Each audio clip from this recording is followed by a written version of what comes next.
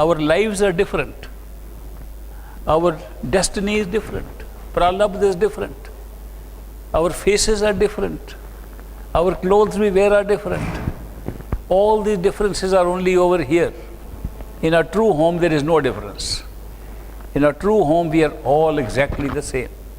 We are pure souls, pure Atma, which has no birth and no death, never comes into reincarnation and never goes out of it. That is our true nature.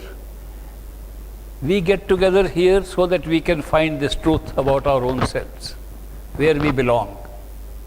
And that is where we can go while we are still in human body. We should not miss this opportunity.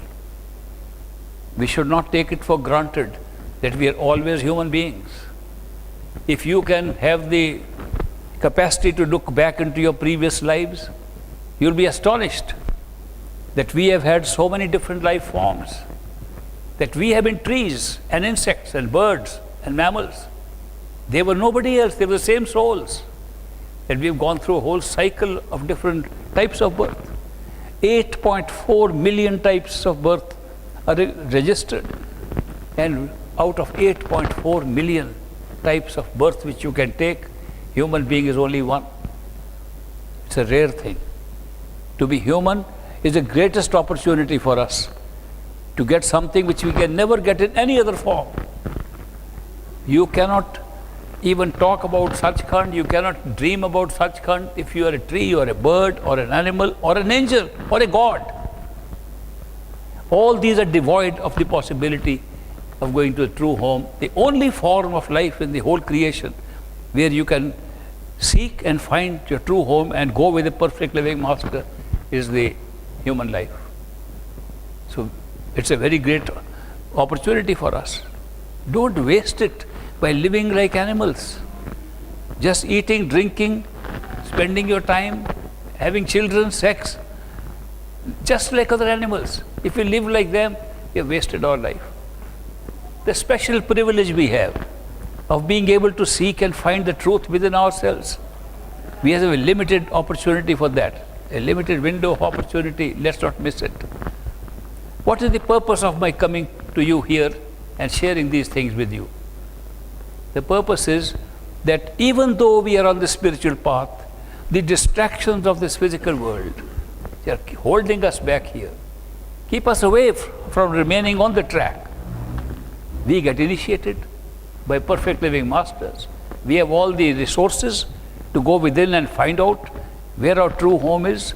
We have the resources to travel, yet we waste our time giving all our attention on external things. We try to buy things outside, run to marketplace, go with the fashions going on. We buy more clothes, buy more houses, buy more cars, and we spend all our time in acquiring these objects, realizing fully well that nobody has ever been able to carry these things with him when they die. We try to make friends here. We fall in love with people. We try to make our children the most important thing of our life, our parents, our children, our brothers, sisters. And when we die, none of them are going with us. Don't we see this every day? We can go and see people dying. We go to the cremation ground with them, and we see that they have taken nothing with them. And everybody is left behind. Yet, how much time we are spending, how much attention we are spending on these things. Nothing will go with us. We are trying to make those things our own, which will never become our own. And the real thing which can become our own, a friend whose friendship can take us beyond this life, beyond this physical body, whose friendship can take us directly to our true home, the permanent Sachkhand. We don't care for that. We put it on very low priority. When we have a perfect master in our life, a Sant Satguru has entered your life, what else do you want? You found something that you wanted for so many lifetimes. And you get it, and you still ignore that and give higher importance and attention to outside things. What kind of disciples are we? We call ourselves Satsangis. You know what the word Satsangi means? Who keeps the song of the truth, of Sat. Are we doing that? Is our life patterned like that? Don't you think there is a time to look back and see, have we made any use of this great opportunity given to us? Have we made use of the fact that we have found companionship and friendship in a perfect master who's talking to us from Sachkhand? Have we ever taken advantage of it? How are we wasting every moment of our life? Every breath we are wasting. And what is he giving us? He is giving us every opportunity to make this life successful, to make the inner life successful, and guaranteeing that he can take us back to our true home. My purpose of visiting here is not try to convince you about anything. You're already convinced. My purpose is to remind you that, look, make this a high priority. It's the most important thing in life. There's nothing more important than this opportunity to be able to meditate, to go within and get the friendship of your master and travel together to your true home, Sachkhand. Nothing is more important. If my visit here and spending these 3 days with you has given you the urge to go back to regular meditation, has given you the urge to think of how much you have been missing your master, if it has created that passion in you, my visit is successful. But if it is merely another discourse, another satsang that came in from one ear and went out from the other ear, and it was good while you were listening, when you go home you left it behind, then it's no use. Then my coming and talking to you was of no use. So the whole idea of my visit here and sharing with you is that I have benefited from my experience with a perfect living master. Hazur Maharaj Baba Sawan Singh has altered my life, and it can alter everybody's life. It's the greatest opportunity, and I'm sharing an experience so that you don't think it is something in a story-like thing that's just made up in the air for us. It's a practical thing, scientific thing. It can be practiced in scientific lines, and it can be explored in scientific lines. Let us not make Sant Mat into a religion. When you make a religion, you go into rituals, ceremonies, what we have to do, do's and don'ts. We go so much into do's and don'ts, we forget the real purpose. I was talking to a few friends just now, before I came here, about when I went to the United States first time. I met some satsangis. I was very happy to meet them, that they are co-travelers. We are going together to Sachkhand together, and we are happy to get together here. They said, let us go and buy some groceries. So we went to a grocery store, and they began to look at the labels of everything that was there. The fine print, some had to take out their special glasses to read those fine prints on those labels. What does it contain, ingredients? I said, if you want to buy vegetables, and it says vegetables, what are you looking at? No, we never know what they can put into these things. We spend 3-4 hours on looking at those little labels. I suggested to them, if you were just to do half the time of meditation, the labels won't matter at all. These labels are not supposed to be Sant Mat. That's only a means for us to see that if we tend to be vegetarian, we can be vegetarian by asking for vegetarian things.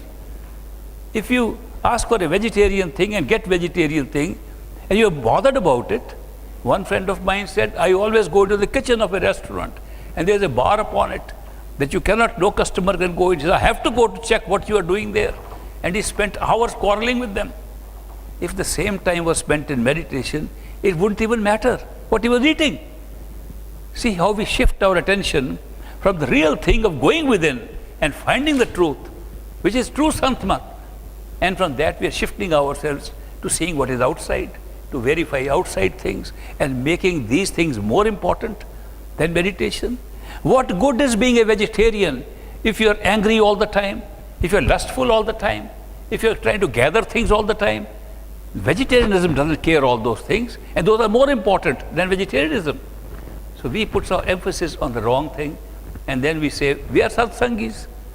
What kind of satsangis are we? Satsangi is one who is so immersed in love for the master, who's become a mastana, an intoxicated one. That's a satsangi. A satsangi is one who doesn't care for what anybody is saying. Dukh sukh dono samkar jano, or man apmana. If you can take the dukh and sukh at equal par, and also whether somebody praises you or insults you, you are a satsangi. But we are bothered by what people say. We are trying to keep up with other people's opinions. that they decide whether we are happy or not. So what I'm trying to tell you is that the real secret of the spiritual path which we all want to follow is to immerse yourself in the love and devotion of your master. Think of him all the time. Remember how much he is giving you. Everything that you had is given to you. There is so much to be thankful for.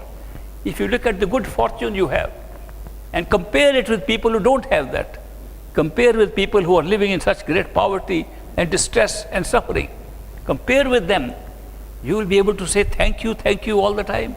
You will be full of gratitude. And that gratitude is worth more than collecting all these things. Then we start collecting books, that by reading books we'll be able to get something. Reading of books has never taken anybody anywhere. I would like to be one single person in the whole world who says I got enlightened by reading books, any number of books. Books only give us some information, and if we don't act upon those books, we are getting nothing. In the Bani it says, पढ़िए जेते वर्ष वर्ष पढ़िए जेते मास पढ़िए जेते आर्जा पढ़िए जेते श्वास. You can keep on reading with every breath of yours. You can keep on reading every month. You can keep on reading every day. You can keep on reading your whole life. Nanak lekha igwal or hame chakhanchas. The thing is only one which is not in those books, and the rest is all home, ego. I have read so much. The I becomes strong by reading so much. What good is that reading? It's not the books that's going to give anything. Of course, if you want information, books are good for information, but they don't enlighten anybody. Enlightenment comes from within, where the light is, and that's where you get enlightenment. So unless we practice what we have been taught, and unless we carry out the instructions of our Guru, of our Master, we are not really taking the benefit of this great opportunity. I came here just to tickle your fancy about what you have, and to tell you this is what should be given the highest priority. And if I have succeeded, I am very happy about it. But I am very happy to see the love and devotion that you all have. I have met you individually. When I saw you coming to take prasad, I could see how devoted you are. Maintain that momentum. Maintain that devotion. You will not be able to cross the astral plane with Simran.